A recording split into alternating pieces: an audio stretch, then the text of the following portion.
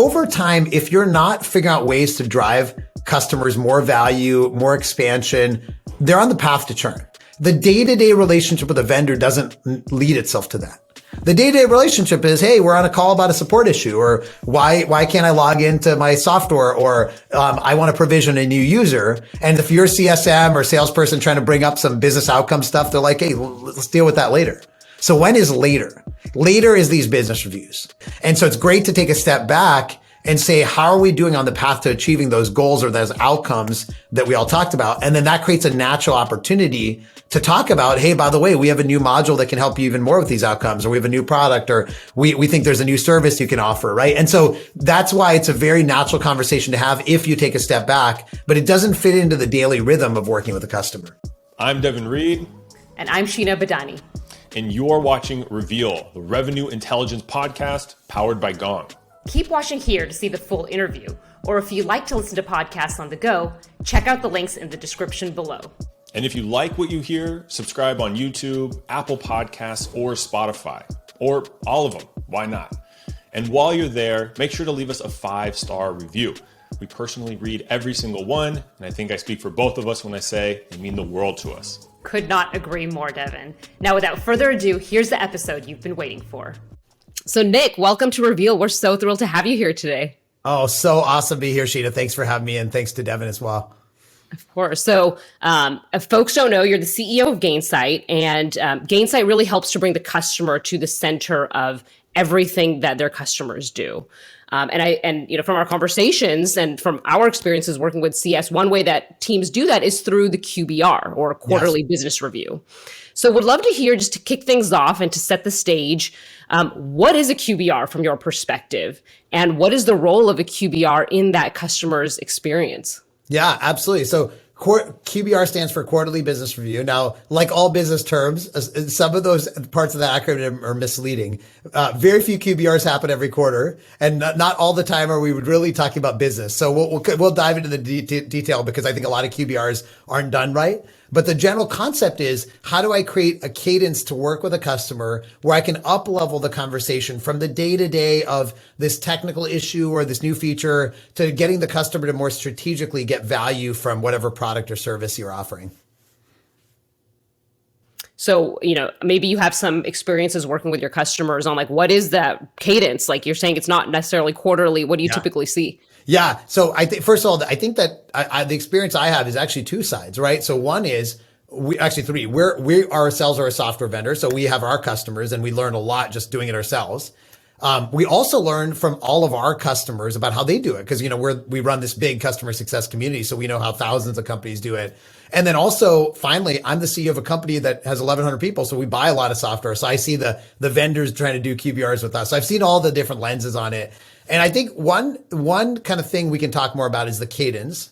And quarterly, I think, is something that you could aspire to. But I think in reality, if very few companies want a quarterly review from their vendor, right? And I don't, it's very rare that they want to spend 90 minutes or 60 minutes with their vendor every quarter, right? And so thinking about what's the right time and what's the right kind of moments to bring in a business review is something we can talk about. I'd say on average, probably enterprise relationships, people have 1 to 2 of these QBRs a year. So semi-annual business review or annual business review is probably more accurate. And then one of the other things we can talk about, some people call these EBRs, executive business reviews. But continuing with the irony, many executive business reviews don't have executives coming from the client. So we'll talk about how you can change that, how you can run meetings that attract executives there. But this is a really good one to nerd out on, because I do think these meetings, while they may not be super frequent, are very important. How do you do them right? Because if you have the executives in the room and you've got the attention, how do you actually make a big impact so you can drive, more value for the client and, more expansion for your business? And you beat me to my question, Nick, which is like, well, what about an EBR, executive business review? But somewhere in my gut, I was like, I think it's just marketing the same thing to make it sound a little more high level. Yeah, it's funny. I wrote this nerdy blog post a couple of years ago about how do you put the E back in EBR? How do you put the executive into the executive business review? And I had this analogy. Again, this is super nerd alert, but there's something called the Fermi paradox, which basically is a science thing about how statistically, there's probably aliens somewhere in the universe, but why have we not seen them yet? And I kind of said the same thing is true about EBRs. Why do we have all these EBRs, but you never see any executives there, right? It's like the same people you're meeting with every week. And so the question would be, how does a vendor get the client's CRO or CCO or CMO or CEO to want to attend an EBR? What are the tactics we can do in terms of the way you frame it, the way you structure it, the timing to get people to attend? And happy to dive into that at some point. Well, before we do, just to match your nerdiness, I'm actually very aware of what you're talking about. And my favorite theory of that is why aliens haven't contacted us is like, I think it's called the zoology theory, which is like, oh, they see us and they just decided not to contact us, but they're watching. Exactly. Letting us go do our little thing, which might be a good kind of analogy to executives. They know the vendor exists. They know their teams are using it, but I'm just going to stay at arm's length and watch from a distance. You got it. Like, it's funny. I feel like a lot of times, you're trying to schedule an EBR and you email the executive and say, hey, I'd love to do this EBR for 3 hours to talk to you about the latest features in our release. And the executive very politely replies back and says, great, I'll make sure my team attends, and that's we're sending the wrong signal in the way we position an EBR, the way we schedule it, and the actual content. And what ends up happening is we alienate, to use that word, the executives from the EBR. Well, I can totally relate to that. We have a couple from my team. We have a very lean tech stack on the content team, and I'm just a mid-level leader, right? I'm not even I'm not the E in the BR. But I've already experienced that too, where I'm like, I'm not getting anything from this QBR. It's like, features, functionality, how to operate better. I'm like, I don't do that. Like, that's just not my job. So I'll make sure that, Vince, thanks, Vince, is there, and I'm not going to be there. So maybe we can use that to kind of pivot a bit, Nick. Like, why are QBRs so important to get right? Or maybe another way you could view it is, what's at risk if you don't? Absolutely. So I think one of the basic principles in the world of customer success and business relationships, again, continue the science analogies, is that like over time, if you're not figuring out ways to drive customers more value, more expansion, they're on the path to churn, right? If there's no stability. So churn is like gravity. It's constantly pulling the customer relationship down. Now, why is that? Because if the customer stays at the exact same state in terms of how they're using Gong or Gainsight or anything else, there's lots of alternatives out there. And over time, those alternatives are cheaper. And by the way, the people you sold to leave the company and, maybe they have an issue with your product. And so if you are not driving more value and eventually more expansion, you're on the path to churn. Now, how do you do that? How do you drive more value, more expansion? Well, the challenge is the day-to-day relationship with a vendor doesn't lead itself to that. The day-to-day relationship is, hey, we're on a call about a support issue, or why can't I log into my software, or I want to provision a new user. And if you're CSM or salesperson trying to bring up some business outcome stuff, they're like, hey, let's deal with that later. So when is later? Later is these business reviews. It's a chance to take a step back on both sides and say, okay, you bought Gong or Gainsight or something else for a set of business outcomes, right? We're a very happy Gong customer at Gainsight, right? And obviously we use it every day, but we have some outcomes we're trying to drive. Let's say it's sales effectiveness or sales enablement or helping our CSM team be more effective. And so it's great to take a step back and say, how are we doing on the path to achieving those goals or those outcomes that we all talked about? And then that creates a natural opportunity to talk about, hey, by the way, we have a new module that can help you even more with these outcomes, or we have a new product, or we think there's a new service you can offer, right? And so that's why it's a very natural conversation to have if you take a step back, but it doesn't fit into the daily rhythm of working with a customer. So we talked a little bit about getting the executives involved in these reviews. Yes. What are your recommendations on structuring this QBR, this EBR in a way that will actually attract executives and want them to attend? Yeah, 100%. So there's a few different things I think we can do as an industry to get more executives to attend. One of the concepts I kind of we thought of as a team is this notion of like a progressive EBR. And this is a little bit like if back in the day, you progressive dinner, you go from like one house to another, or, one restaurant to another, right? And so the idea is basically, could you schedule an EBR in a way that you have part that is sort of for the executive and part that's for the rest of the team? Because if you send an executive if I get a calendar invite for like a 3-hour EBR, honestly, I just laugh, right? Like not in a cruel way. It's just like, where would that possibly fit in my calendar? We're going to do that in 2025? Like there's no 3-hour slot available ever, right? And so what about saying, okay, we're going to have an hour, 2-hour EBR, an hour and a half EBR, but the first 30 minutes is the executive session. right? And what if you said, okay, in that first 30 minutes, we're going to be super impactful, and I can share some ideas on what you can do there, but stuff that, as Devin, you were saying, that the leader would care about, right? And we can come and talk about some ideas about that. And then maybe after that leadership part is done, the rest of the team, Vince on your side, as you talked about, Devin, is working at the vendor to work through the details of how do we get that executive kind of principles that we talked about now implemented in our working relationship. And so this idea of kind of maybe having a progressive EBR where the beginning is executive and the rest is the rest of the team, something like that to get people to be more open-minded to joining. So that's one thing, is just the time. Now, then the question is, what are you advertising as the value of this, right? So why should I attend? What are we going to talk about, right? And if it's like new features of the release or whatever, I think it's just going to be harder. So what do executives care about? And I think we can all talk about this team. You're leaders too, so you should share. But from my vantage point, there's certain things a lot of people care about. Well, number one is, what are my competitors doing that I'm not doing, right? Benchmarking, right? So a big thing is benchmarking, right? Another one is, how is this going to help me in my strategic goals? So one thing I recommend is giving executives up front at the client a chance to talk about their strategic goals. Give them a section of the agenda. We do this in a lot of our EBRs. 5 minutes for you to talk about your company goals. And the executives, we love to talk, right? So that there's no downside. And I think that gives them a little more ownership, right?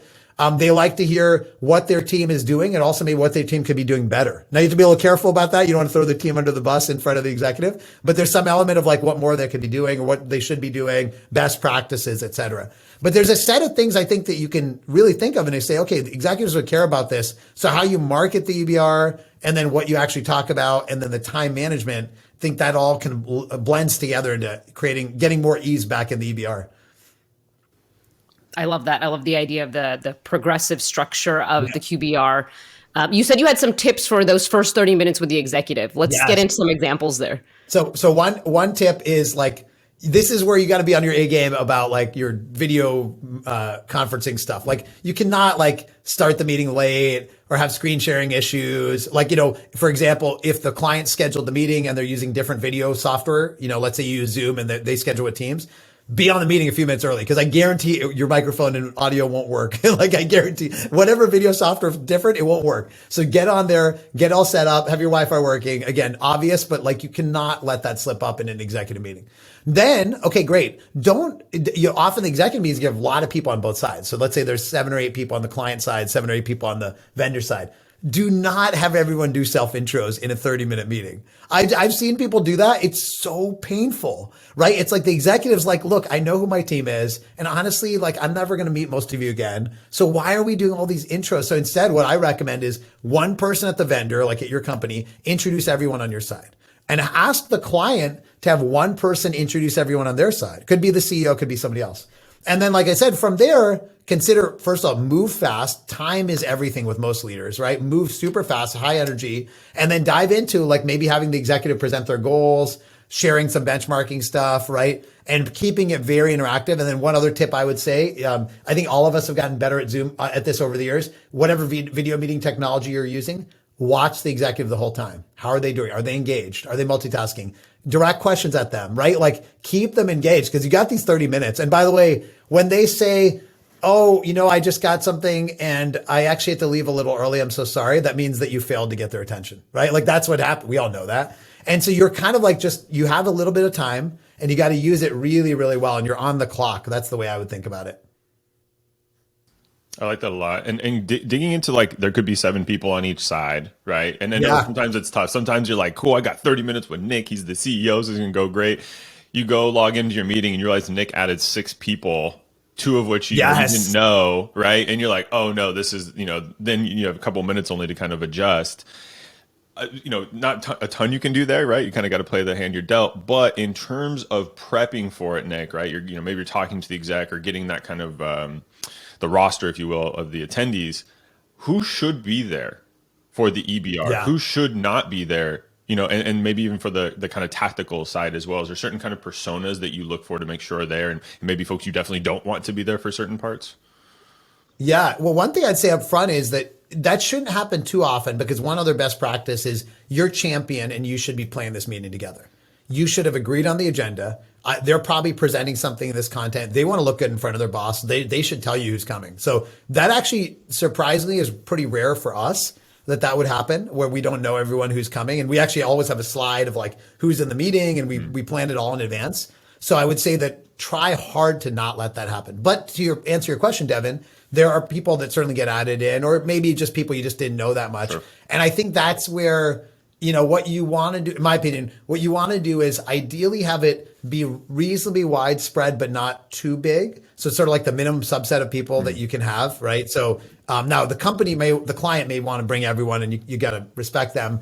But if I got to choose, it would be the CEO, the 2 or 3 execs that were influential, our champion that we work with every day, and almost nobody else, because then you can have a really good conversation, right? I think we all know that the bigger the video meeting, the less people really engage and the less they lean in. Now, one thing I've learned, because we've done so many of these, just like you all have, is if you end up in a big meeting, right, which is hard, the way to get engagement is through the chat. Is actually saying like, okay, type in your questions through chat. We'd love to hear. We get way more engagement through chat. And then you can call on people when they chat stuff. And so this is another skill I think all of us have gotten good at, is active moderation. It's hard, but you're constantly watching the chat. You're watching people's expressions. You're saying, hey, Susan, I noticed you were just about to say something. Please go ahead. Or do you have a question on that? And you're not like, don't ever say, does anyone have any questions? Please don't ever say that in a 25-person meeting. That is the worst thing, because everyone else is like, well, I don't want to trip over anyone else. And then you have that awkward silence. So active moderation is a skill all of us, whether you're in sales or CS or an executive, can get better at. Yeah, the question is rough, but the crickets you can get right after is even worse, because you're like, there's 20 people and no one wants to talk. Like it's almost like right. This silent agreement, like, oh wait, is this not interesting and valuable? Do we all just agree this kind of sucks a little bit? And I've been there. I'm raising my hand, like as a new business seller in demos, having asked it with 7 people, and you're like, oh, I could have done that a lot better. That's right. Nick, I like all this advice, what to do and not to do. What are some of the maybe examples from your experience delivering some, QBRs, EBRs? What are those moments that you deliver where you can see an exec clearly loved it, right? Maybe they light up, maybe they scoot up in their chair, they're talking, maybe they're going an 8-minute monologue, and you just cracked open a whole bunch of strategic insight. Like, what are those really finite moments that make execs, that wows them? Yeah, it's interesting, because I'm reading this book right now called Power of Moments, and it's all about this idea of like, it's not just about the whole meeting, it's like that one moment, right? So let me pick a couple that I've seen. One tactic we haven't talked about is icebreakers. Now, we actually use icebreakers in pretty much every Gainsight meetings. If for folks listening, we have a very human type culture, so we try to bring that in everything we do.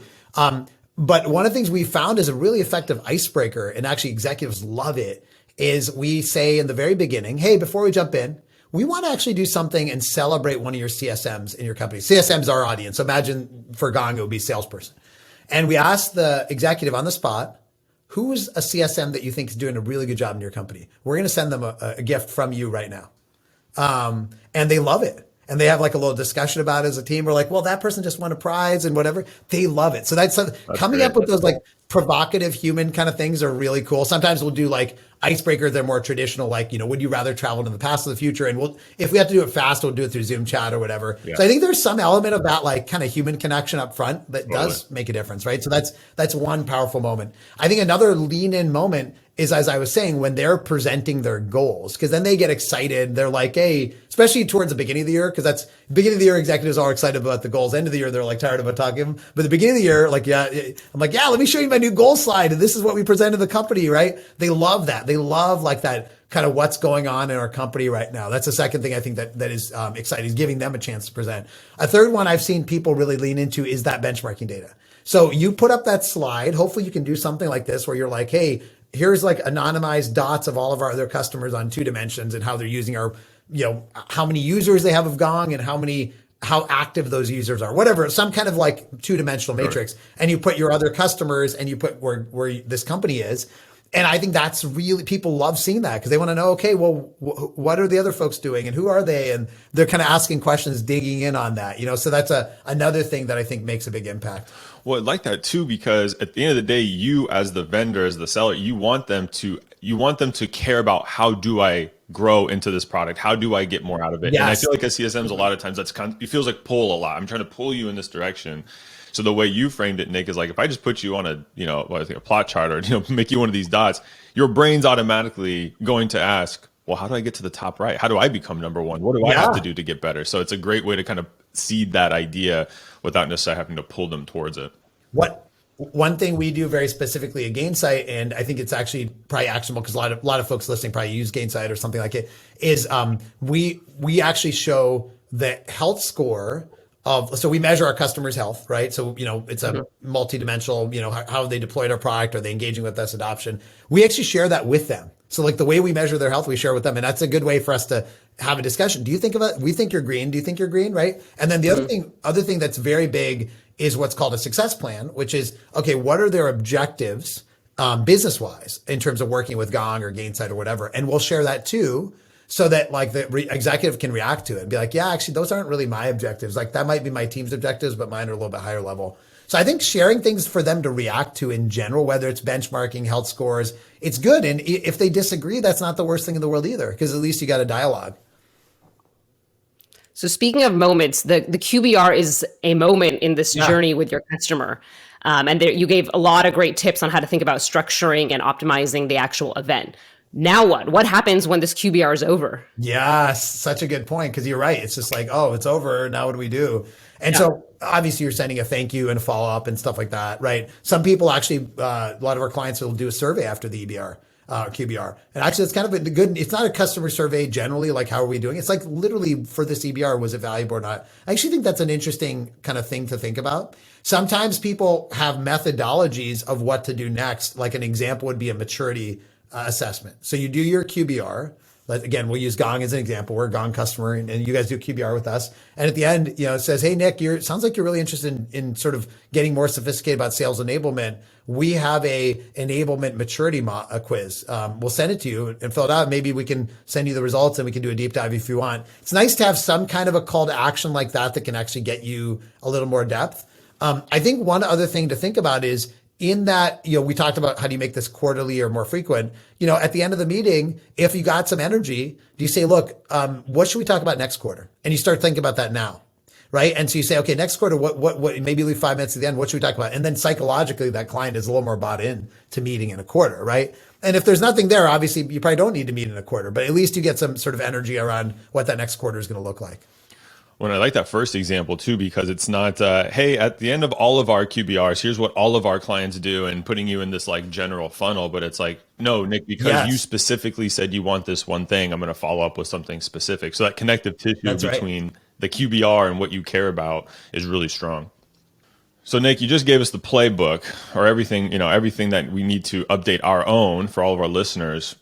For the leaders listening though, like how do they ensure that they're CS managers, CSMs are actually implementing these things and providing this level of value and executive alignment and all of their QBRs across the year?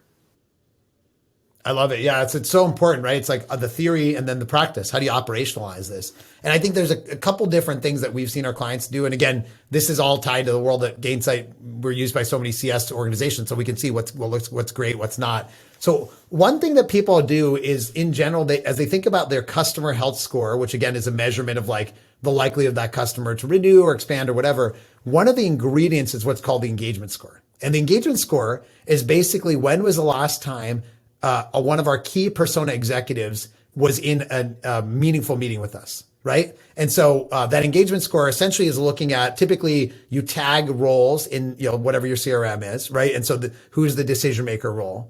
And then looking at when was the last time we met with them. Now plug for both Gainsight and Gong. Now with Gainsight and Gong, that's like automated because Gong knows you met with this person, mapped to Gainsight, automates the score, 100% totally automated. And so now that's one thing, which is, okay, did we meet with them? That's great. So did it happen? That's necessary, but not sufficient. Second thing was, okay, how did it go? Right. And so that's where I think the power of, conversational intelligence is so huge. Because there you can be listening to these calls or snippets and giving feedback to your team about how they did, right? You can't be in every meeting. And we use Gong religiously at Gainsight for this and many other use cases, but specifically trying to give good coaching to people about what they could do and, how we can all get better, because all of us, including me, can get better. Third thing then is, okay, how did the executive feel about being in that EBR? That's where like a survey or some other sort of feedback is great. And you can, again, automate that, Gainsight, whatever. And then fourth is, okay, how is that EBR leading to the customer achieving more business outcomes? And that's where you're going back to this notion of a success plan and what were we able to check off or accomplish? Because eventually you want to be able to say, hey, we achieved this for the customer. We achieved this for the customer. And so those four things together. So were they engaged? Are they meeting with us? How did that call go at a qualitative level? What was their feedback? And is it leading to business outcomes? Those are the four things I would look at as a leader. Those are great. It really brings a lot of clarity into like what's working, what's not working, where is there room to improve, like all based on what actually is happening with the customer. So Nick, we ask all of our guests one question to wrap up the conversation, and we'll tweak ours a little bit based on what we've been talking about today, which is how would you describe customer success in one word? Grit. Ooh, I like it. You got just being real. It's hard. It's constantly like the ball is, the Sisyphus, the myth of Sisyphus, the rock is rolling towards you all the time. What I mean by that, there's always a change in stakeholder at the customer. They just got bought by a private equity firm. They're cutting budgets. Their new person not sure they need this technology. They had an issue. You released a new feature and it caused a problem for them. There was a bug, blah, blah, blah, blah, blah. And the only way to get through this, and I don't just mean for CSMs, I mean for salespeople too. The skill set of the future is grit. It's the ability, grit. If you've never read Angela Duckworth's book, which is incredible, one of the most important books in modern psychology, she talks about grit is passion plus perseverance. It's believing in what you do and also believing in it enough to get through all the setbacks. And to me, that is what customer success and sales are all about. Love it. That's so spot on. Well, Nick, we have thoroughly enjoyed our conversation. There is so much gold here for anybody that works with customer success or is helping to optimize and plan their engagements with their customers. So thanks so much for being on the show with us today. Oh, so fun. I loved it. Love what you all do. And thanks for having me. Always a pleasure, Nick. Thank you.